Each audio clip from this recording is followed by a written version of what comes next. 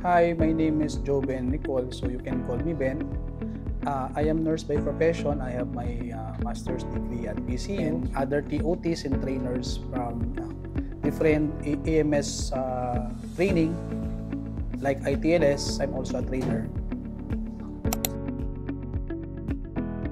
So marami tayong maraming first aid training ang DOLE ngayon. So based on DOLE, we have emergency first aid, occupational first aid, and standard first aid with BLS.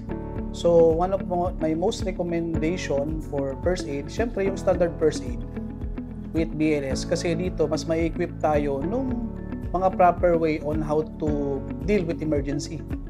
Kasi syempre pag mas mahabang training, mas maraming lectures, mas maraming skills na pwedeng mapag-usapan, at mas marami yung ating skills na pwedeng ma-provide sa mga patient natin na kailangan ng emergency procedure that time. Siyempre, pagka-demo kasi, mas check ng trainer kung nakagawa ba natin ng tama yung skills na dapat nating ma-accomplish.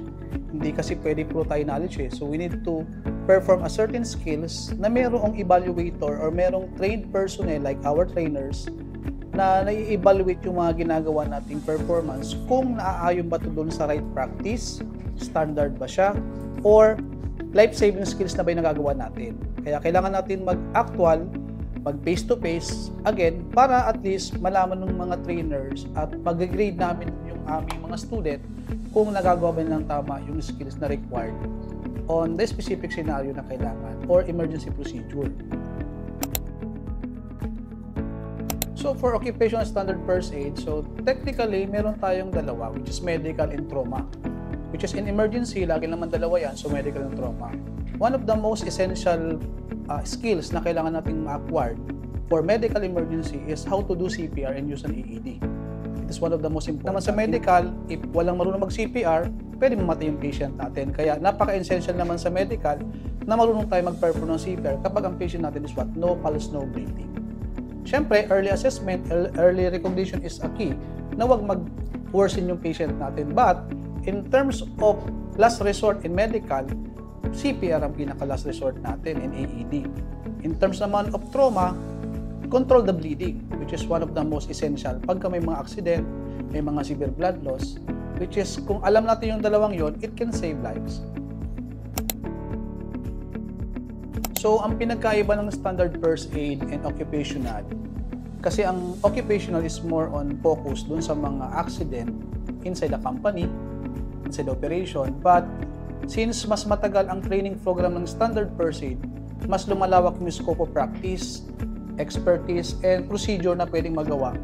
Hindi lang po inside the company and also outside. Kaya meron tayong mga lecture ng mass casualty incident, vehicular accident, na pwedeng mag-extend outside the company.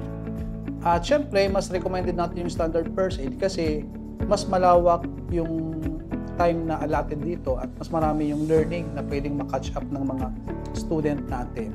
Which is, ang goal naman natin dito is to save lives eh. So kung mas marami tayong pag-uusapang learning, pag-uusapan ng skills, mas marami tayong magagawa na procedure at mas marami tayong masisave na buhay in terms of doing any first aid procedure.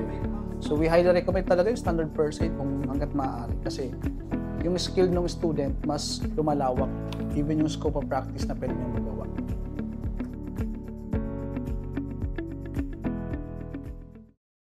Trainivate. Managing your training needs.